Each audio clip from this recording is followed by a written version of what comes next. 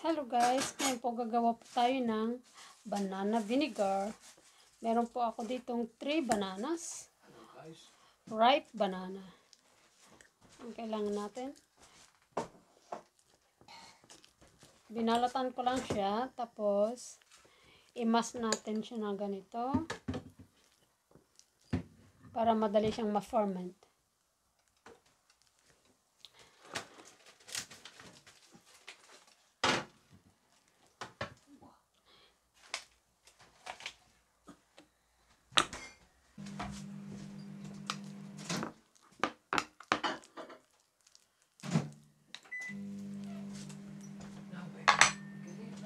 Three bananas, tapos meron tayo isang litrong tubig. And then, ilalagay ko lang yung aking mashed banana dito, na 3 malaking banana. Ang tawag natin dyan ay lakatan, di ba? Yung malalaking lakatan. And then, gagamit tayo ng sugar. Kasi yung sugar, siya yung magbibigay ng ferment, siyang magfe-ferment dito sa vinegar natin. Ito yung magiging pagkain ng bacteria. 1, 2, 3 tablespoon lang po ang ilalagay kong sugar sa ating 1 liter of water and 3 bananas. And then, i-mix lang natin hanggang sa ma-dissolve yung sugar. And then, dapat na-sterilize na po yung ating jar na lalagyan. Huwag kayong gagamit ng metal, either bottle or plastic container. Yan. Dapat i-sterilize ko siya, ha.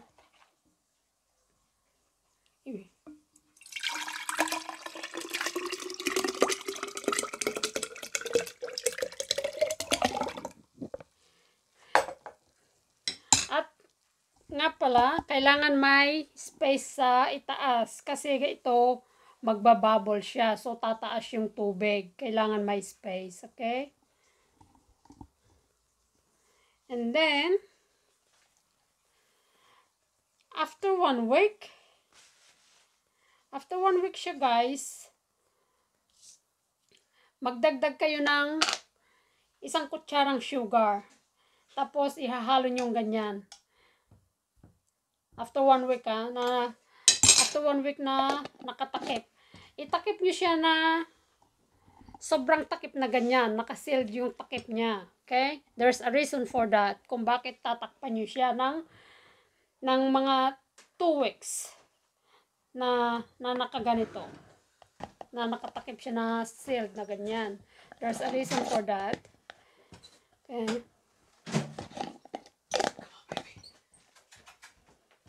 Okay. This is after 1 week. No.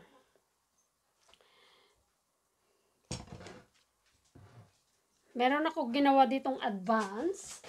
So, meron akong ginawa dito 2 weeks later. Aalisin natin yung ganito ang magiging itsura niya, guys.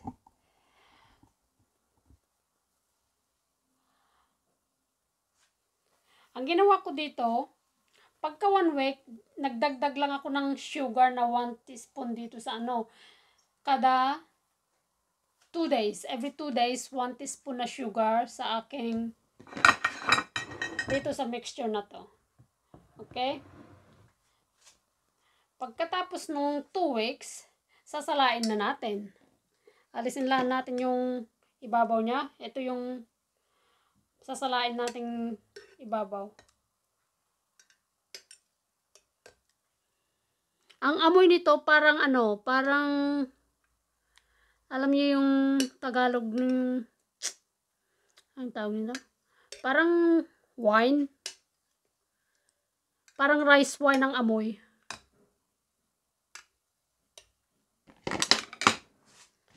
Ayan, sasalain natin siya.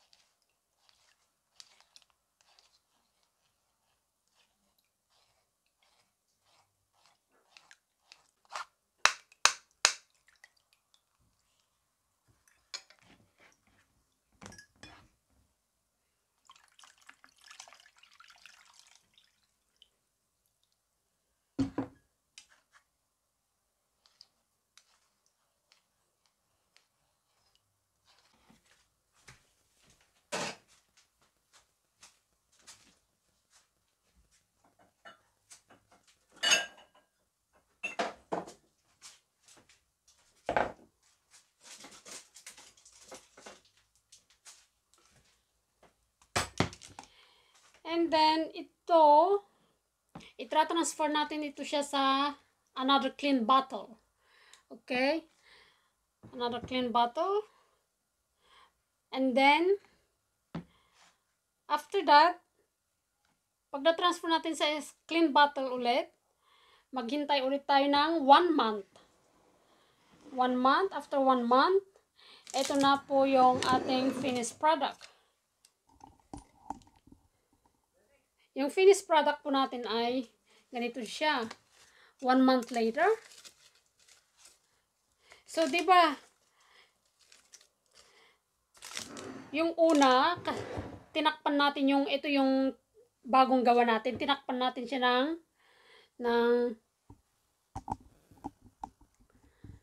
ng very tight lid, di ba? Tinakpan natin ng tight lid. So, after 14 weeks, yung sinala natin, ito yung sinala natin, 14 weeks later, dito siya po, tatakpan natin siya ng paper para makahinga po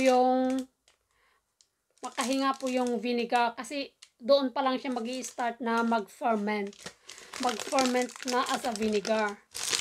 So 1 month later, ito na po siya. Ang asim ng amoy, grabe. May nakalimutan pala ako, guys.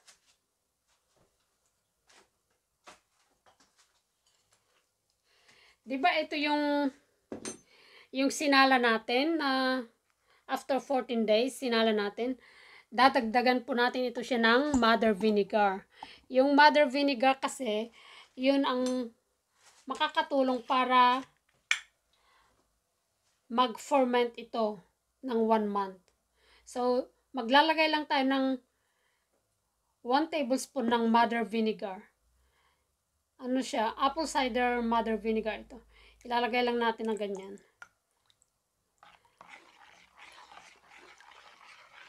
Makakatulong para ma-ferment ito ng madali. 1 month. Put aside natin siya.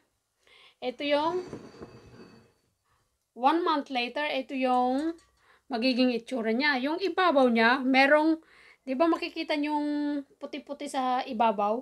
Yan yung start ng mother vinegar after 1 month. Makakakita kayo ng nag-form sa ibabaw. Yan yung mother vinegar. Yan, salain lang natin.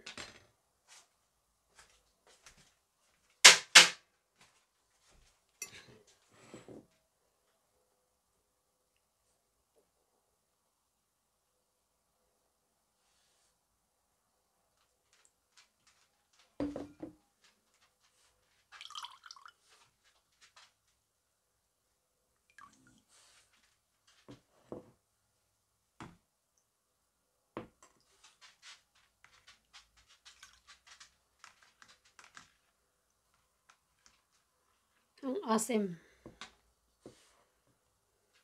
Super asim.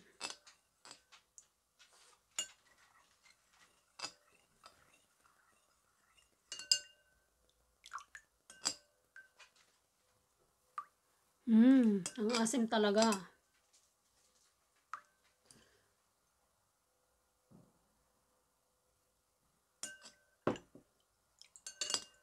Ito yung purong-purong banana vinegar. Oh, ang asim.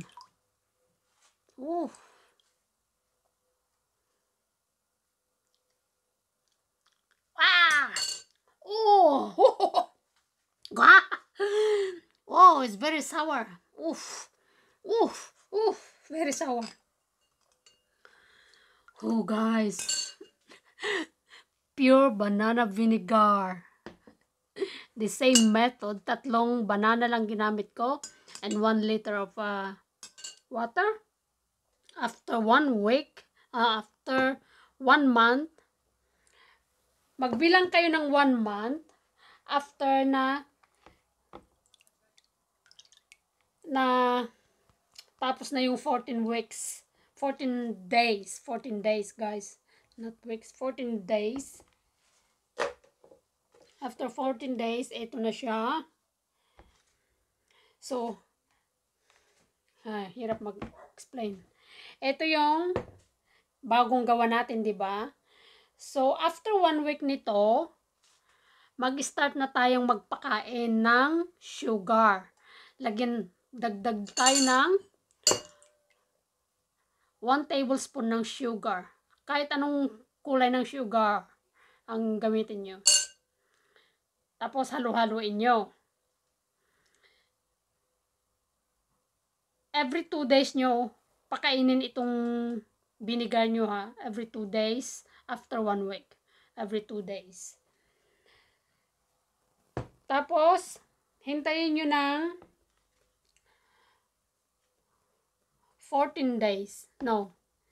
1 week. So, bali 1 week. Bali 14 days. Ito yung 1 week. Then, magpakain. And then, after that, ito na siya. Salain nyo. Tapos, magdagdag kayo ng 1 tablespoon ng mother vinegar. Ito nakikita nyo guys. Mother vinegar. May mother vinegar itong apple cider. May mother vinegar siya. So, nagdagdag lang ako ng 1 tablespoon mother vinegar dito. And then, after 1 month, ito na siya. Very sour guys. Grabe, tinikman ko ang asim-asim. Sobrang asim. Pag kayo nagdadaing, makakatipid kayo ng suka kasi hindi na kayo bibili. Mahal na din ang bumili ng suka ngayon. Ito, sukang-suka sa asim. Grabe. Oh, yung may mother vinegar na yung ilalim ng aking ano. Ayan guys. I hope makakatulong ito sa inyo guys. Huwag niyong kalilimutan guys pag after 14 days na ililipat nyo na siya sa clean jar, kailangan papel lang ilagay nyo ganyan. Tapos talian nyo siya. Talian nyo siya ng either rubber band para makahinga yung inyong vinegar. Yun na yung starting process niya ng pag-ferment as into vinegar. Ganon. Nakuha nyo? Napakasimple lang gawin. Napakadaling gawin. Lalo na pag kayo nagdadaing ng mga isda, ganyan, kailangan nyo ng maraming suka, ganitong gawin nyo. Huwag nyo isali yung balat ng saging, either tanggalin nyo na lang. Yung lamog na saging na, yun ang mas maganda. Kasi madali na siyang ma-ferment pag ganon. Pag wala naman kayong mabibiling vinegar, siguro meron sa mga mall, sa SM, ganyan sa Pilipinas, maghanap kayo ng apple cider na may mother vinegar sa ilalim niya. Sasabihin niyan, contain mother vinegar. Ganyan. Yun ang maganda. 1 tablespoon lang naman. Kung wala, huwag niyo. Don't worry kung wala kayong mailagay na mother vinegar. Walang problema. Okay guys. Thank you for listening to my vlog. Bye-bye.